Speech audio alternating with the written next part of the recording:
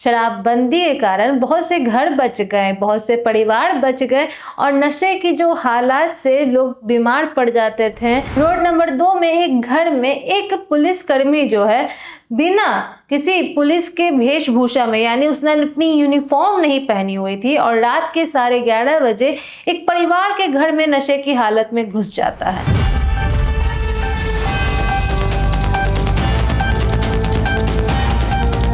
मुख्यमंत्री नीतीश कुमार द्वारा काफी समय पहले ही शराब बंद कर दी गई थी, जिसका असर बिहार में देखने को मिला। शराबबंदी के कारण बहुत से घर बच गए, बहुत से परिवार बच गए और नशे की जो हालात से लोग बीमार पड़ जाते थे और उनकी तबीयत बिगड़ जाती थी, कुछ तो मौत के घाट तक चढ़ जाते थे। उन जानों पर भी काफी इसका असर पड़ा, काफी जीवन जो है बच गए, काफी परिवार और घर बच गए। लेकिन इसके बावजूद अगर कोई शराब पीता हुआ पकड़ा जाए तो, नशे की हालत में पकड़ा जाए तो, और सबसे बड़ी बात कोई प्रशासनिक तत्व या कोई ऐसा तत्व जो सरकार से जुड़ा हो वही नशे की हालत में मिले तो, है ना ये चौंकाने वाली बात। यही चौंकाने वाली खबर बिहार से सामने आ रही है, जिसने सभी लोगों को हैरान कर दिया गया है।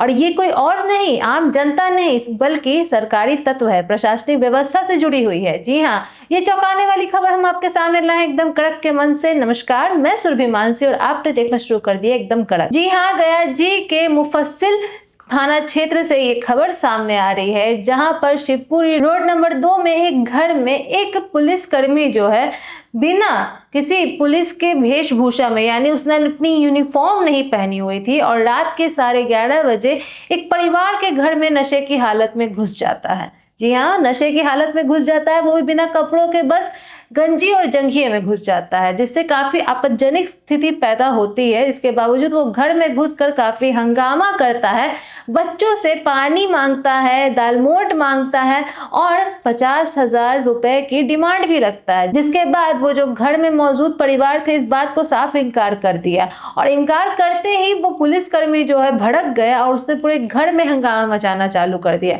यहाँ तक कि वहां मौजूद महिलाओं के साथ अभद्र व्यवहार तक करने लगा, जिस डर के मारे वहां की महिलाओं ने अपने आप को एक कमरे में बंद कर लिया, जिसके बाद पुलिसकर्मी जो था वो गेट तोड़ने तक की कोशिश करने लगा।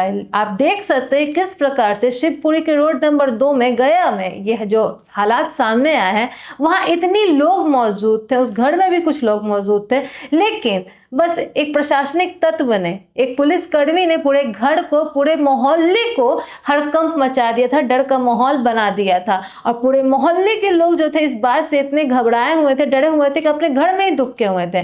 वहीं पर जो वो परिवार था वो इस बात को झेल रहा था, वो स्थिति को झेल रहा था और बिना मतलब के 50,000 का डिमांड पुलिसकर्मी के द्वारा, ये काफी शर्मनाक बात है, क्योंकि पुलिस जो है जनता की सुरक्षा के लिए है, उनके हकों को, उनकी जरूरतों को पूरा करने के लिए, ना कि उनका हक छीन के उनसे दलाली करने की मांग करना और उनको प्रताड़ित करने के लिए उनको रखा गया है। इससे ये साफ दिखता है कि प्रशासनिक तत्व किस प्रकार से आम जनता के सामने खुद को शर्मसार कर रही है। यहाँ लोग पुलिस से मदद मांगने जाते हैं, प्रशासनिक व्यवस्था मदद चाहते हैं, लेकिन प्रशासनिक व्यवस्था ही अगर इस प्रकार के कार्य करेगी तो हम किससे मदद मांगेंगे।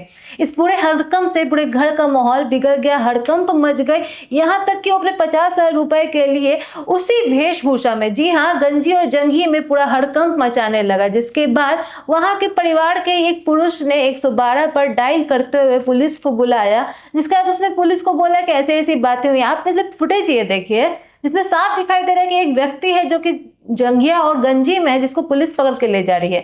ये कोई और नहीं है, ये भी खुद पुलिसकर्मी है, जिसको एक पुलिस पकड़ के ले जा रही है। तो पुलिस ने इस पर कार्रवाई करने से पहले काफी पूछताछ की आम लोगों से, वहां के मोहल्ले वालों से भी, तो कुछ ने जवाब दिया, कुछ ने नहीं दिया, क्योंकि कोई भी इस पचड़े में नहीं पड़ना चाहता, कानूनी पचड़ों में नहीं पड़ना चाहता है। लेकिन उनके परिवार वालों ने ये दावा किया कि हमारे पास सीसीटीवी फुटेज भी है, जिसमें ये साफ दिखाई दे रहा है कि वो किस प्रकार से घर में घुस के हड़कंप मचा रहा है और कुछ आवाजें भी सुनने को मिल रही है चिल्ला चिल्ली की, जिससे साफ जाहिर होता है कि वो पुलिसकर्मी दोषी था। इसके बावजूद भी जल्दी कार्रवाई तो नहीं हुई, लेकिन वो जो पुलिसकर्मी था इलाज के लिए, यानी कि उसको कुछ परेशानी थी, स्वास्थ्य संबंधित कुछ तकलीफें थी, जिस कारण से वो इलाज के लिए कहीं चला गया, जिसके बाद वो मिल ही नहीं रहा है, फरार चल रहा है। क्या सच में वो शारीरिक रूप से बीमार था?